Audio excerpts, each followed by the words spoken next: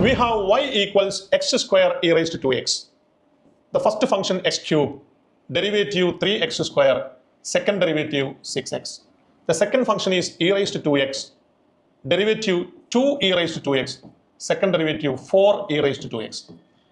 Let us multiply x cube with 4 e raised to 2x, x cube into 4 e raised to 2x, plus multiply these two functions and again multiply with the 2. 2 into 3 is 6 into 2, 12 x square e raised to 2x, plus again multiply this function with the 6x. We have 6x e raised to 2x. This is the second derivative of the given function.